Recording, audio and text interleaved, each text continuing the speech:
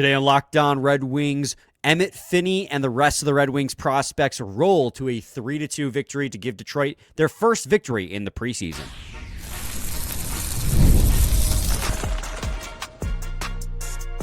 You're Locked On Red Wings, your daily podcast on the Detroit Red Wings. Part of the Locked On Podcast Network, your team every day. Welcome back to the Locked On Red Wings podcast. We are your hosts, Brian Fisher and Scotty Bentley, part of the Locked On Podcast Network, your team every day, and available wherever you get your podcasts.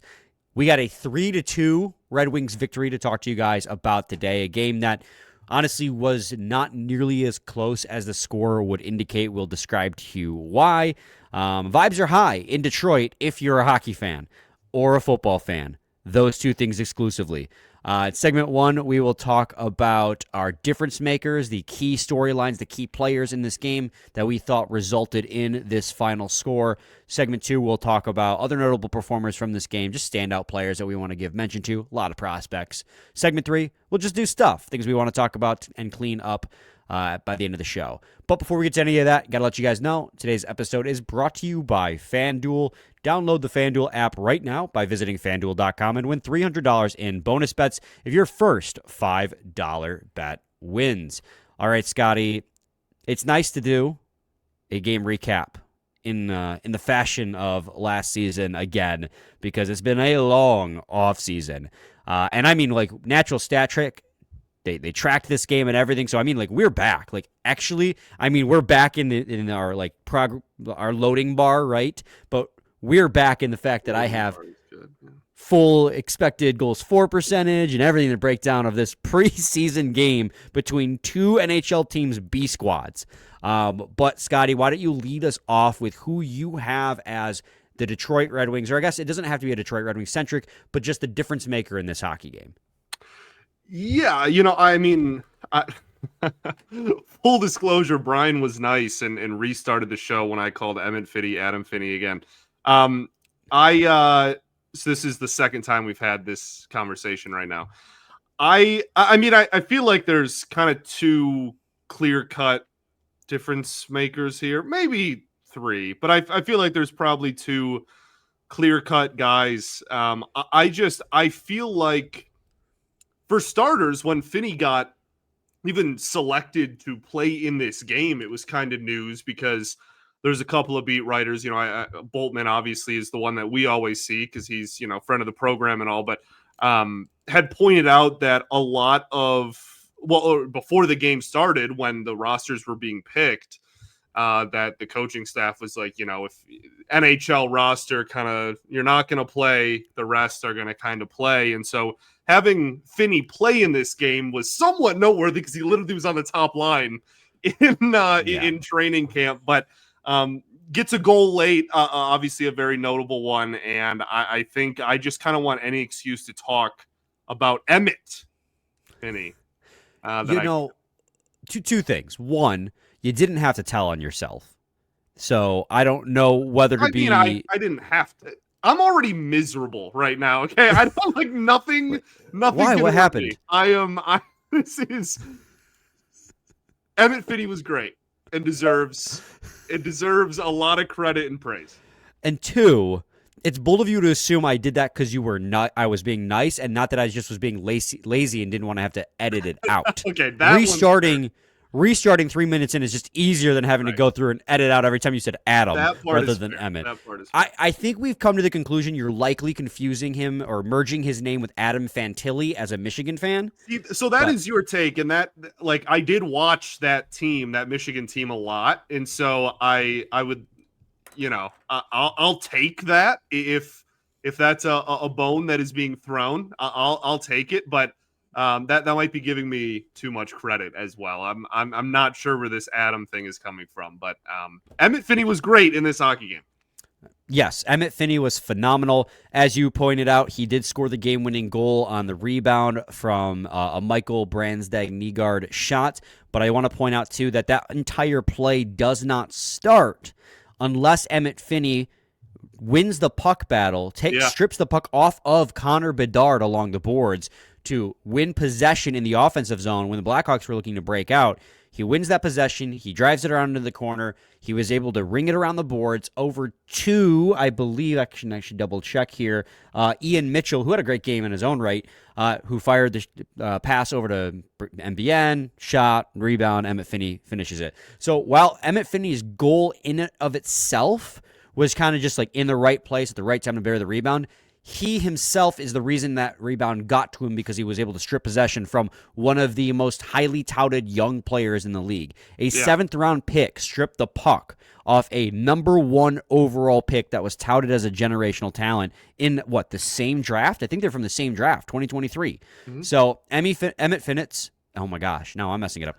Emmitt Finnie's game was incredible. He also had a beautiful between the legs behind the back pass to Carter Mazur on the first power play to set that up. He had a fantastic defensive play late in the game. Dude, he's gross.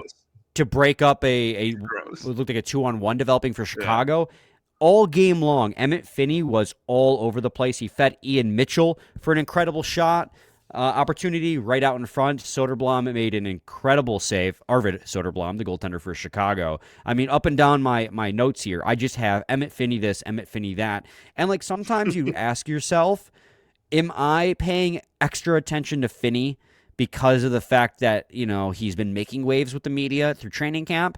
But then I think about the plays that he was making, and no, this is a guy who's legitimately making highlight reel plays defensively or offensively every step of the way through training camp, through red and white game, and now preseason game number 1. So he absolutely deserves to be the difference maker in this game. He was the difference maker in this game.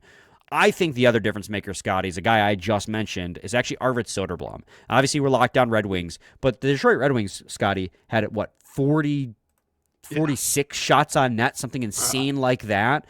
And Arvid Soderblom stopped all but 3 of them. You can't do anything short of give him massive credit for the performance he put in this game. And some of those were not easy saves. Red Wings were getting 2-on-1s. They were getting breakaways, and he was making incredible saves. So I give a lot of credit to Arvid Soderblom for making it so. Again, I teased it in the start of the show, right? This game was not as close as the score would indicate, and that is because Arvid Soderblom was in top form in this one. Yeah, 100%. And obviously we'll talk a lot about the other performances that really stood out. And I mean, I already mentioned, the goal scorers, but there's a lot of players that I think did really well for the Red Wings. And I think that, as you mentioned, this score I think it's fair to say should have probably been a lot more lopsided than it was. We'll take the win. It's a preseason game. It was a lot of the invitees and Grand Rapids Griffins players. It's not that deep. It's not that serious. It's okay. But I think that you're right in the sense that fantastic goaltending was probably the only reason why this wasn't. I mean, you could probably even go 5 or 6 goals for the Wings. They really did. I'm going to use the word dominate. The puck was in the offensive zone pretty much the entire game. Yeah, the first period, Blackhawks were pretty even with Detroit, but second period and third period on, it was pretty much in the offensive zone all game long for Detroit. Arvid Soderblom had a 4.91 expected goals against in this game, which would, of course, make his goals saved above expected 1.91. So he saved nearly 2 more goals than what was expected of him in this hockey game. He was lights out for Blackhawks. Scotty, we're going to head to a quick break here. When we return, we'll talk about other notable performers, other storylines from this hockey game that stood out to us. Again, a lot of prospects. This was the Red Wings B team, and the Red Wings B team was full of mature prospects that dominated the Chicago Blackhawks B team that had Connor Bedard on it. It was their B team, but it also had Connor Bedard and Frank Nazar. They were also not short of talent. I think while the Red Wings had 5 first-round picks, Chicago, I think, had 8. So it's also that's also just a thin organization at the top as is presently. So but just hey, we're just going to play the youth, and that's what NHL players did Detroit put out there, right? Like Travis Hamonic and for sure. But Bedard also, I mean, Bedard probably needs the time on ice. That's between injuries and just not being on a very good roster. Yeah, he didn't like show up and completely set the world on fire. So he probably needs the TOI. Yeah.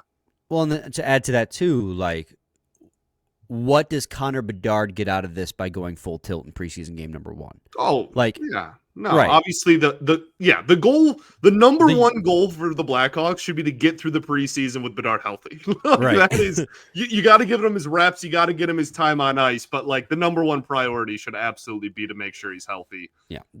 For opening night. There's a difference. These preseason games mean a hell of a lot more for guys like Emmitt Finnie than it does for Connor Bedard. For sure. But I'm still going to talk about how Emmitt Finnie took the puck off Connor Bedard to set up his own goal because that fits my narrative. Scotty, let's go to break 1.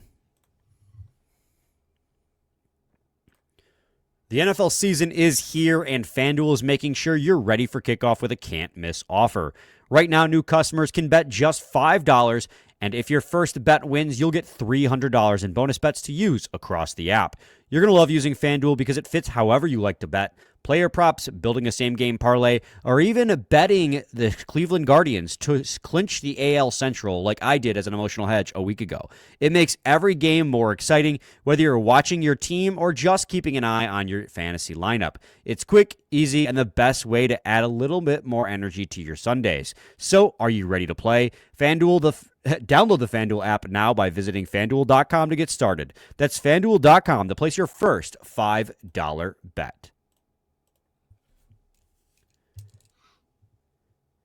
Segment 2, Locked On Red Wings podcast. All right, Scotty, as far as other storylines or prospects, notable performers, whatever you want to call it, what other players stood out to you in this hockey game? Well, I think Nate Danielson is obviously going to be a big talking point. Scored a goal, looked, I thought, fantastic. And yeah, man, I really think that this is a situation where there is a reality in which Danielson plays well enough in camp and in the first half of the preseason, we'll say, where, going into those maybe last 1 or 2 preseason games, we're talking about, hey, he still hasn't been a part of roster cuts. He still hasn't been a part of roster cuts. Is there an outside chance for him to sneak his way onto this roster? I really don't think it's that far-fetched, and we've been seeing it in camp, and I thought he looked fantastic in this game. I really thought he looked like, especially kind of as the game went along, just like one of the better players on the ice. Yeah, that's exactly what I was about to say, is as the game progressed, he got more and more dominant in just a two-way fashion, right? He scored a goal. It was a nice deflection on a William Wallinder shot from the point. But again, it was the off-puck stuff with Danielson that stood out so much. The defense in the defensive zone, the forecheck in the offensive zone, his ability to win the Red Wings possessions, yet never win the Red Wings possessions, but also not do it in a flashy way. He looks, to me, he genuinely does look NHL ready. But the question then becomes, because of how he was drafted and what is expected of him from that draft slot, is he NHL ready enough to warrant minutes where instead, warrant enough minutes to make it more valuable than playing top line minutes in Grand Rapids? For sure. That's a great point. There's a difference between being exactly when you turn NHL ready versus being far enough above the bar of NHL ready where you are going to be a contributor that is going to get legitimate time on ice and minutes at the NHL level. And I think the Wings, again, because he was a first round pick, because there's some expectations to his name, are more so waiting for the latter than the former. Because if it was truly just, is he an NHL caliber player that could be a fourth line, center right now, then the answer is probably already yes. But they want more of him, and they want to make sure that they can give him the appropriate, minutes when he's at the NHL level. We've really been talking about that all summer. The difference between him and Carter Mazur, who I thought had a pretty good game as well. Who is the guy I was going to roll into regardless. So great transition there, Scotty. Again, a guy that probably has a slightly easier path to the NHL just because the role that's going to be expected of him is going to be lesser. Bottom six kind of grinder forward who can kill a penalty but provide a little bit of offense by winning those puck battles. He scored a goal in this game again. Emmitt Finnie with a beautiful between the legs behind the back pass to Carter Mazur. Mazur also had a short-handed breakaway that he wasn't able to convert on. I thought Mazur, again, just similarly to Danielson, like, I thought that he looked like he's NHL ready. This is another guy that I think, and again, this is preseason game number 1, but this is more confirmation bias to things that I already thought here in the first game for both Danielson and Carter Mazur. They both looked overly comfortable at times, if you know what I mean, right, Scotty? Like, this is kind of like how Amadeus Lombardi looked in the prospects games. Like, against Chicago's prospects team, they looked like they were comfortable. They didn't look like they were a fish out of water. They looked like they belonged. They looked like they were some of the better players out there. I really liked what I saw from Carter Mazur. He played a Carter Mazur style game, and he got rewarded with a goal and a breakaway. He's just good. He's a good hockey player. He's going to wear a winged wheel at some point in this season if it's not on opening night. For sure. Yeah, 100%. I don't know. Yeah, I don't know if it's opening night yet. I mean, we'll see. There's a lot of time until the opening night, and there's a lot of decisions that still have to be made. So we'll see how he does. I want to see a lot more of him before we make any, claims in that regard. But certainly, again, has an easier path just because of what his expected role is going to be. I really think, he looked great in this game. I think that I don't even know how to word it, really.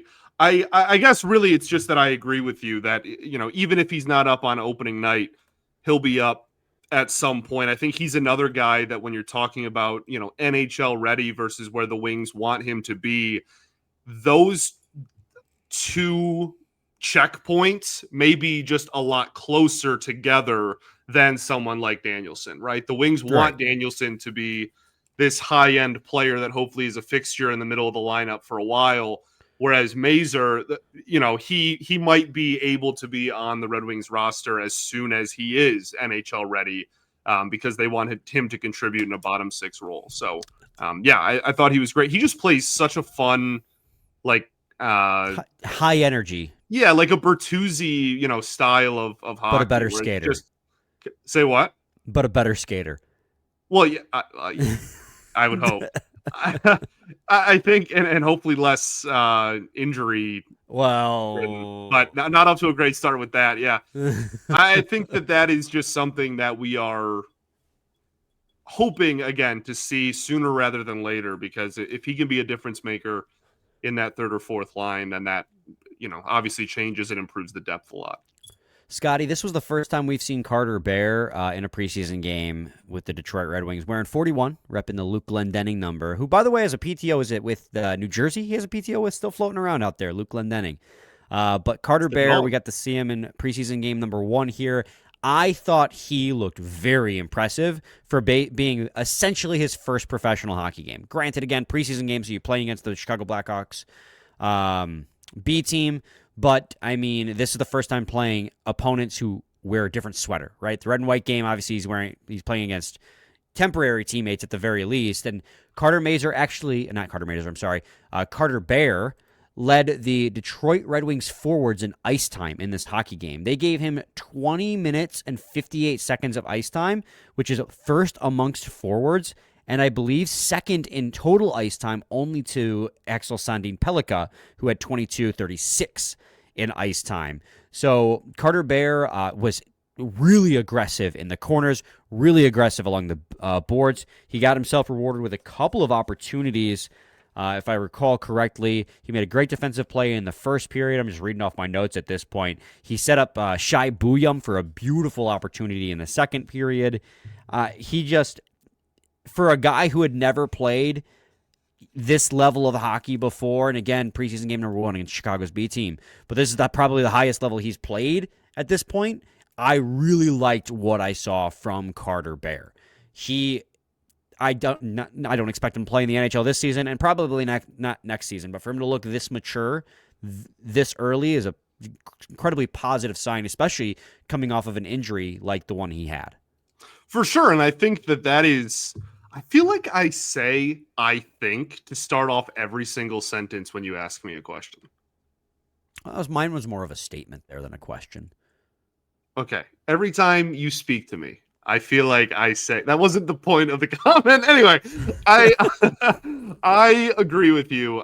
He was genuinely he looked poised. I think is the word I want to use. That's a great word. It wasn't necessarily that he filled the stat sheet a ton or made a ton of like flashy. He just looked like he belonged, and that again, to your point, is something that, for this being essentially his first NHL or professional hockey game and going up against other professionals and highly regarded young players, etc., for him to not look out of place and look like just another one of those guys that's at that level competing, I think is a huge win for sure. Yes, absolutely. Let's take another quick break. When we return, we got a couple more players to talk about because, again, the Red Wings played like every first-round pick they've had in the last few years that isn't already on the NHL roster, plus a couple other ones of note. So stay tuned. Segment 3 of Locked On Red Wings.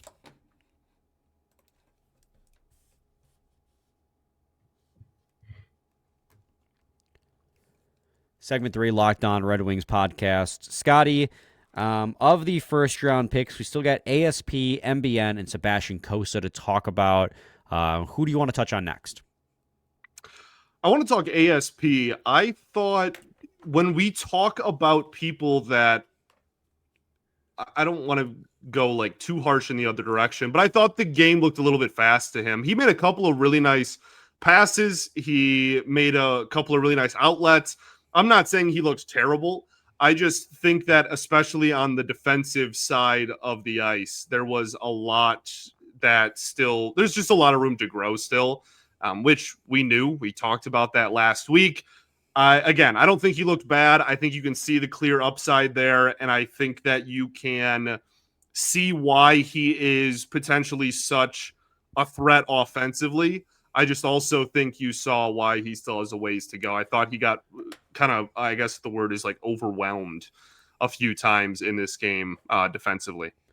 Yeah, so he had the most ice time out of anyone in the Red Wings uniform tonight. And I agree with you for the most part, but I think a lot of his issues came early on in the game. I think by periods 2 and 3, he had kind of settled in. Period 1, he definitely kind of looked overwhelmed a little bit by the pace of play. But especially by period 3, I felt as if he had kind of settled in, especially with all that power play time he was getting. His biggest strong suit, again, continues to be up ice, right? Skating up ice, established in the offensive zone, cycling in the offensive zone, straddling the blue line. That stuff, he looked great, especially in the second and third period. He had a couple of opportunities to score a goal himself because everyone was shooting the puck on Arvid Soderblom on tonight's game. He had a couple, like I said, he had a couple of fantastic passes, like genuinely fantastic passes from the blue line, you know, kind of quarterbacking. He also had, like I said, a couple of really nice outlets that I thought were impressive. I think it's just very clearly like the offense might be there. The defense is still just a work in progress. That's all. At one point, he took a wrist shot in the third period, I believe it was, and the Jumbotron feed, because I wasn't watching the ESPN Plus feed, I was watching on DetroitRedWings.com. Yeah, same. The Jumbotron feed said he had a 108-mile-an-hour wrister, and I think that might have been juiced a little. I have an inkling that was not the actual. Somebody joked and replied that was actually in kilometers per hour because he's Swedish. There you go. Which would make more sense. Yeah, I mean, I thought he looked a lot better as the game went on, as I've already said. He did make a pretty good pass breakup in the first period on a 2-on-1. But yeah, again, I don't expect him to play with the Red Wings at the start of the season. I haven't seen enough out of him to make me feel that. I know you feel the same way. He definitely has room to grow, but the upside is there. The upside is tremendous with Axel Sandin-Pellikka. And I want to see him in the preseason, too. I want that to be clear as well. I think this is the perfect opportunity for him to kind of make a name for himself. Not that, you know, the fan base obviously knows, but I mean, within like the coaching staff and whatnot, the NHL coaching staff, kind of showcase his abilities. This is the perfect opportunity for that, especially early on in the preseason. So here you go, Scotty. Relative to his teammates at 5-on-5, he was a negative 8.7 Corsi for percentage. Wow, so we really are so back. We are back. Ryan's pulling out relative to your teammates' Corsi percentage at 5-on-5. At 5-on-5, we're so back. Emmitt Finnie, for the record, Corsi for percentage of 72.22%, 7.52 relative to his teammates. Michael Brandsegg-Nygard, third, just above Emmitt Finne with the Red Wings in tonight's game. Had a 76 percentile Corsi for percentage, 13% relative to their teammates. Again, you want to be, if you're positive relative to your teammates, that means that you were outperforming your teammates when you're on the ice, essentially. Basically, the team was better when you were on the ice versus off the ice. If you're negative, it tends to, for that specific statistic at least, Corsi for being shot attempts, negative would indicate that the team typically took more shot attempts against when you were on the ice versus when you were off the ice. Right. Michael Brandsegg-Nygard, away from Corsi for percentage, had a really solid game as well. He did have 2 assists. Obviously, the primary assist on Adam Finne's goal for you, Scotty. That was a rebound, and I believe he had the secondary assist as well on the Nate Danielson goal. So he got the puck to William Molinder at the point, who fired it for the Nate Danielson tip. So yeah, he had a really good game. He was the second star of the game, I think, officially behind Emmitt Finne, obviously. He also had a crushing hit in the first period. It was on Kaiser, who's a great prospect for Chicago. Yeah. He scored a goal as well in this hockey game. Yeah, Michael Brandsegg-Nygard, he looked good. Another guy that just, we've said it, and it's confirmation bias for our narrative, that he probably has a easier time adjusting to North American ice because he plays a heavy forechecking game. Which is, I really think, a big reason why the Wings were so in love with him on draft night. And we talked about that, right? Like we talked about that. Not only have we talked about that over the last, year, we talked about that leading up to his draft as well. So yeah, that I'm really excited for his development. I feel like he's almost gotten lost in the cracks a little bit just because some of the big names, the Danielsons and the ASPs of the world. I think, he's a guy that could be a really big difference maker as, a defensive-minded forward that has a nice shot. So, yeah. And finally, Scotty, amongst the first-round draft picks, Sebastian Cossa started this entire game for the Grand Rapids Griffins. The Detroit Red Wings in net. Basically. Right, yeah, basically. He had an .882 save percentage, 15 saves on 17 shots. What did you take away from his performance tonight? Nothing, to be completely honest with you. We can dissect it, but he faced 17 shots, and that's just like he faced. Granted, you hope that the results when you face fewer shots are better than that. Certainly, but as we said last year, I'm not going to be out on Cossa because of one bad preseason game where he faced 17 shots. I don't even think he had a bad preseason game, to be honest. So the first one is the only goal where I'm going to say, yeah, maybe he should have saved that. It was a shot from the top of the circle on the power play, but it was also a power play goal that was scored by Connor Bedard. So it's I think that he could have made the save on that shot, but I'm also not going to give him too much crap for it just because of who the shooter was and what the situation was. Yeah. The second one, Wyatt Kaiser, that was just the Red Wings gave Wyatt Kaiser so much time and space. He got to the high slot, which is a high percentage shooting area, and was able to pick his corner. So both were beautiful shots taken by really good shooters.